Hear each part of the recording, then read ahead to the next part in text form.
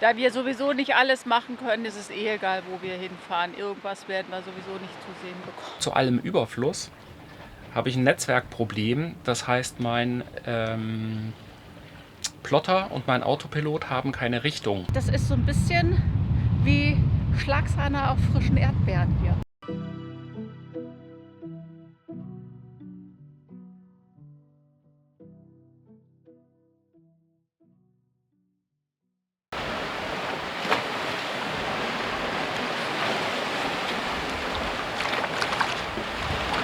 Ich finde das immer wieder faszinierend. Die sehen das schon im Flug kommen. Ne? Schau mal. Wir sind noch gar nicht aufgekommen. Da stehen die schon hin. Wie Piranhas.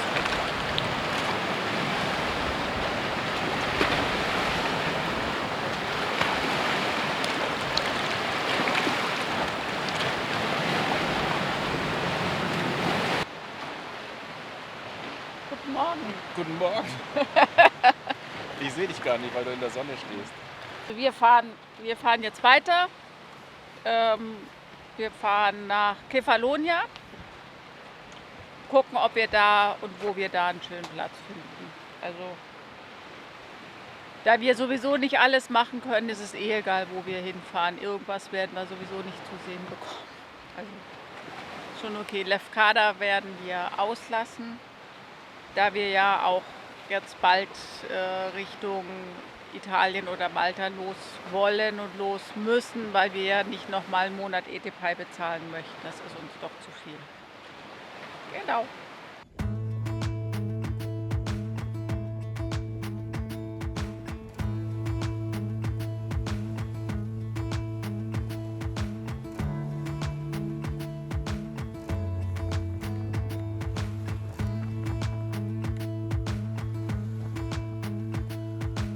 Für alle Ionisches Meer-Kenner, das hier hinter uns ist Attokos.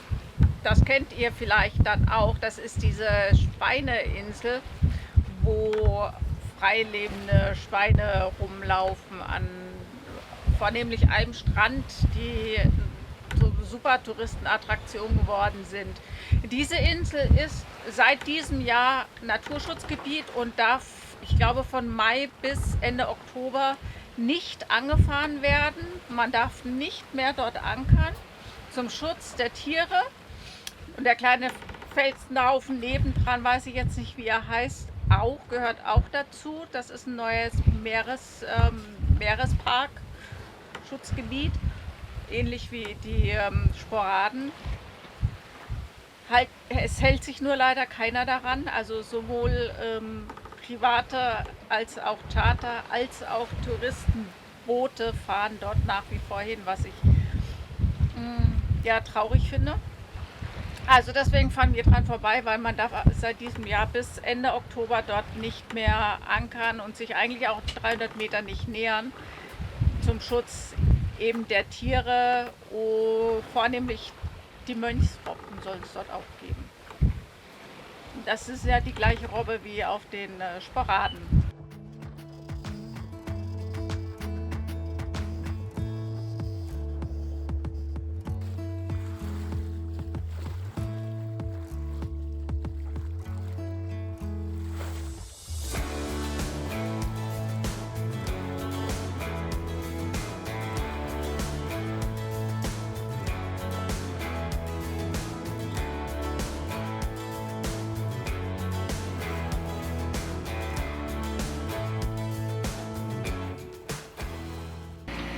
Also die Motoren jetzt seit, ich glaube, 3 Stunden, 2, 3 Stunden. Also wir hatten echt feinstes Segeln, das war wirklich schön. Wir haben jetzt noch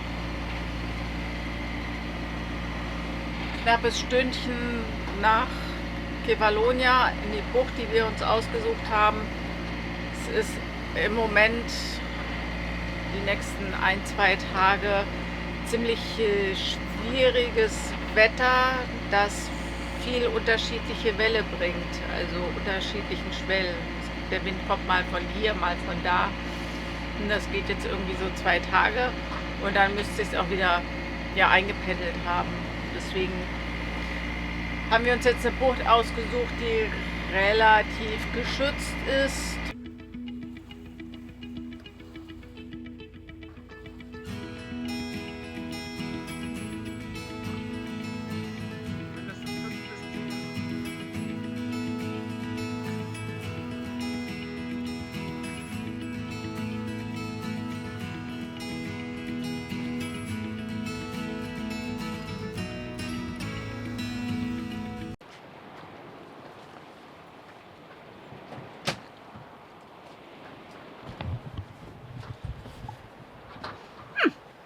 Ich glaube, das wird eine ruhige Nacht heute Nacht.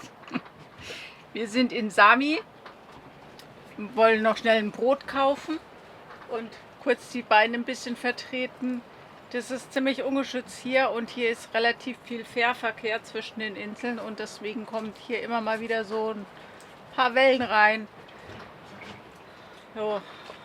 Also wir haben schon gesagt, wir werden morgen früh weiterfahren.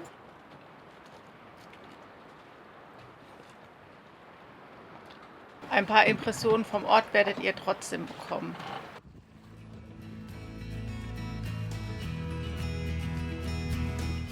Wir wollten in Sami abwettern, weil die Bucht auf der Karte geschützt aussieht. In Wirklichkeit steht hier viel Schwellrhein und wir beschließen, nur eine Nacht zu bleiben. Am Abend fahren wir an Land. Wir brauchen Brot und müssen, wie so oft, den Müll mal wieder wegbringen.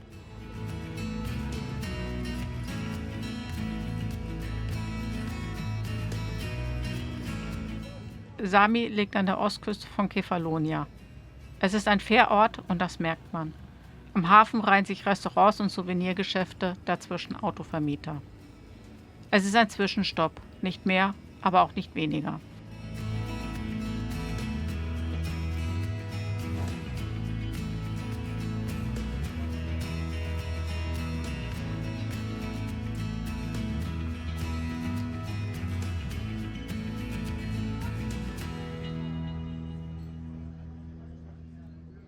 Guten Morgen, könnt ihr mich sehen mit der Sonne.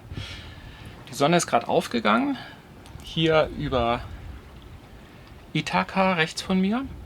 Und hinter mir liegt Sami, da waren wir heute Nacht. Gestern Abend war ja noch mal kurz im Ort gewesen, haben noch ein Brot gekauft. Und ich fahre jetzt heute von Sami weg, rechts Ithaka, links Kefalonia.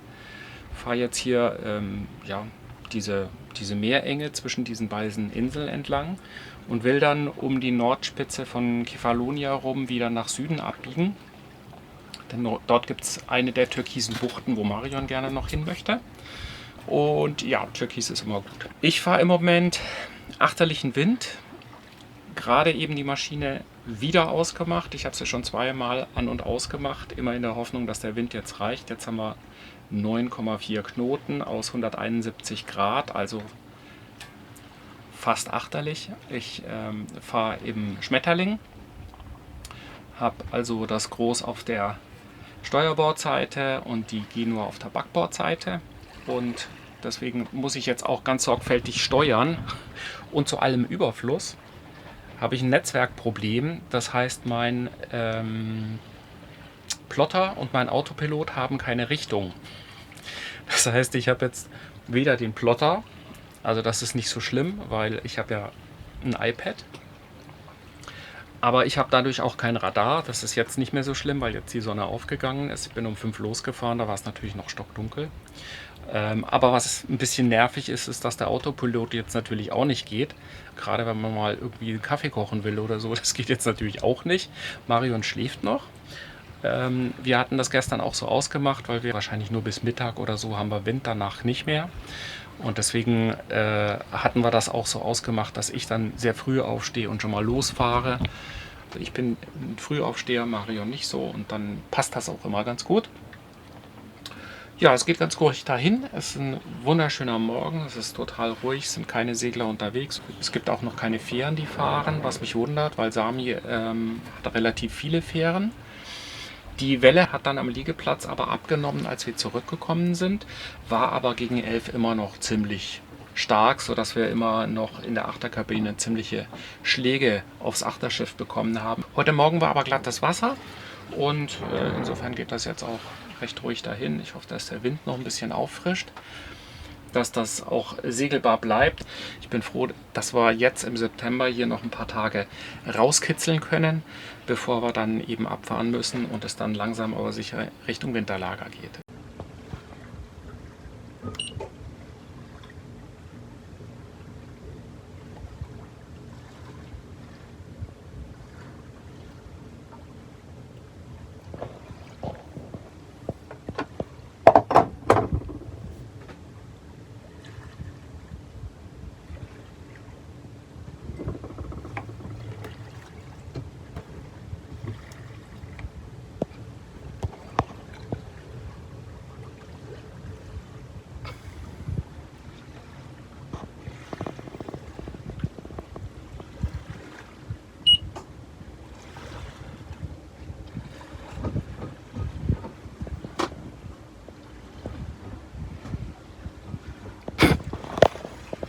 verstehe es nicht. Jetzt funktioniert er auf einmal wieder. Manche Sachen kann man nicht verstehen. Ne? Ich bin heute Morgen in der Dunkelheit die ganze Zeit hier rauf und runter gerannt, den Niedergang, um Plotter an- und auszumachen, Autopilot an- und auszumachen, Kabel abzuklemmen, Kabel wieder anzuklemmen, um ein Hard Reset zu machen. Und während ich jetzt gerade für euch filme, was so die Instrumente hergeben, sehe ich, der zeigt ja Standby an. Vorhin hat er No Link angezeigt, also der Autopilot. Mach ihn an. Und er steuert wieder. Also ich verstehe es auch nicht, aber ich bin ja froh, dass er es tut.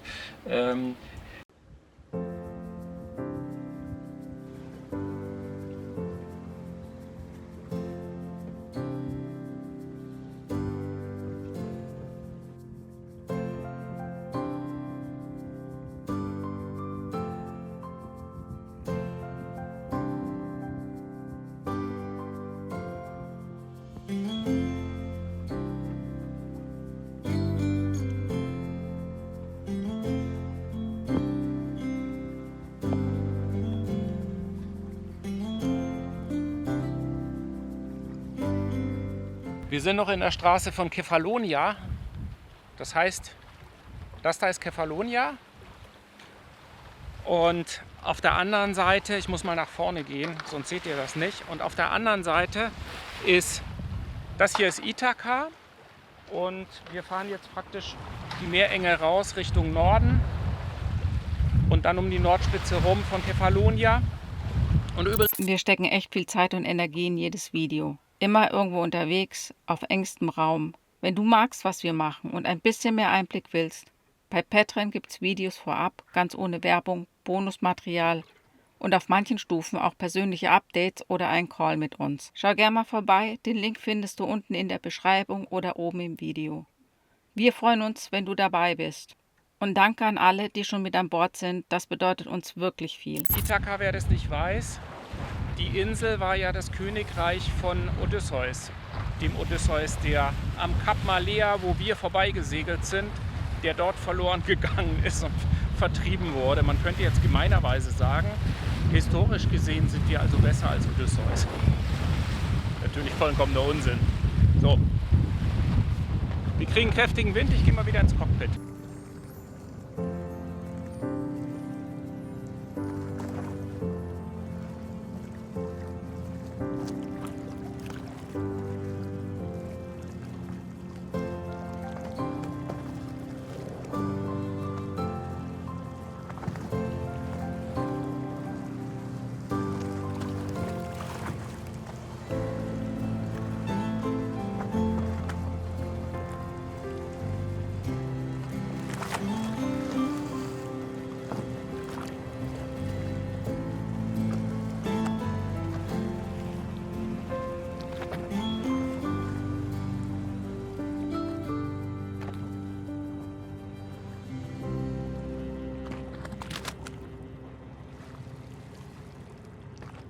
Wir sind in Assos oder Assos, ich weiß nicht genau, wie man es ausspricht.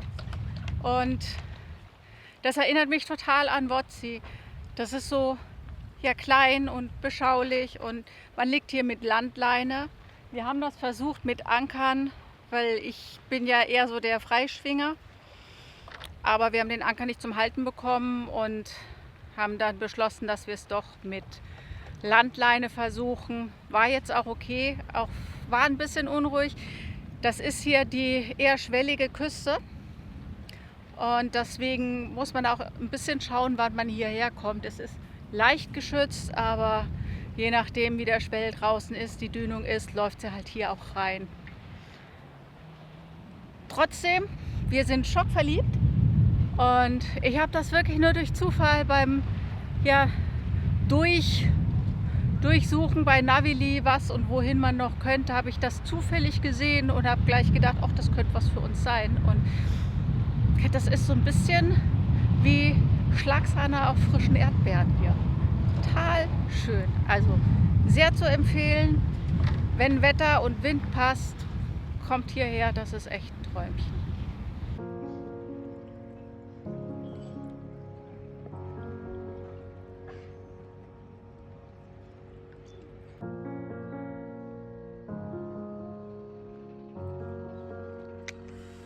Na, Wuffi?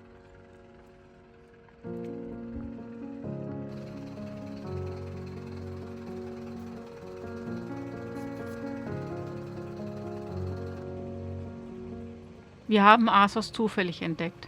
Ein kleiner Ort an der Westküste von Kefalonia, umgeben von grünen Hängen und türkisblauem Wasser.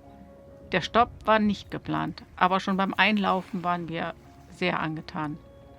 Die bunten Häuser liegen dicht am Wasser, die Gassen steigen den Hang hinauf. Über dem Ort steht eine alte venezianische Festung. Von ihr ist nicht mehr viel geblieben, aber sie wacht noch immer über die Bucht. Im Ort ist es ruhig, ein paar Tavernen, Boote am Kai und die Katzen sitzen in der Sonne. Alles wirkt friedlich und unaufgeregt. Für uns ist es nur ein kurzer Zwischenstopp, aber einer, der sich wirklich lohnt.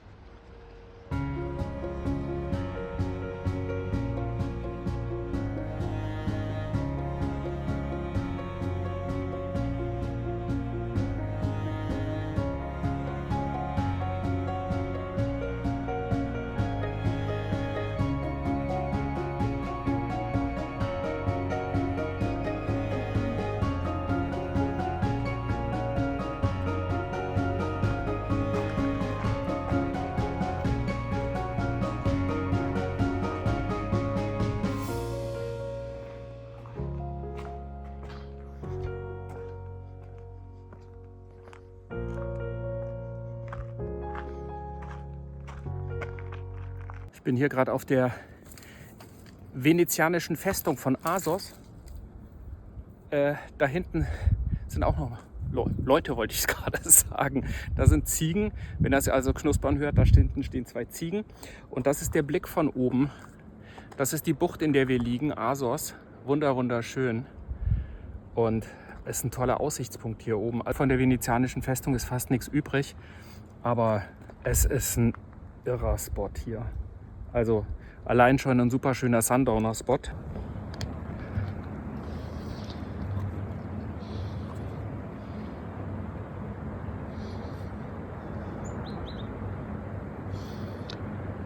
Da unten liegen wir übrigens.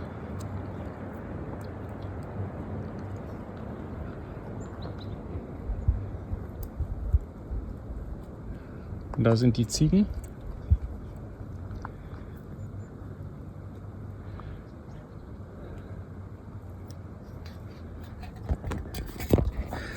Ich bin hier direkt oberhalb vom Eingangstor und das ist eine Halbinsel. Assos liegt auf dem Festland und die Festung liegt auf der Halbinsel und deswegen ist man halt komplett von Meer umgeben, wenn man hier so runter guckt. Das ist total schön. Das ist eine irre interessante Geschichte, hat dieses Kastell hier. Also die Venezier, die waren ein bisschen runter und irgendwie 1571 nach dem Verlust von Zypern an das Ottomanische Reich, wollten die hier eine Fortifikation errichten, haben sie dann auch gemacht und das war eigentlich als Stadt geplant. Also der Bau von diesen 3000 Meter Mauern und so der Grundlayout von diesem Kastell hat nur 10 Jahre gedauert, bis es fertig war. Und sie wollten hier draus eine Stadt machen und haben dann auch den umliegenden Dörflern sozusagen angeboten, hier Land zu kaufen, hier innerhalb der Festung. Das wollte aber irgendwie keiner. Und die Venezier wollten halt hier dann praktisch, wie soll ich denn sagen, ihre Dependancen verteidigen.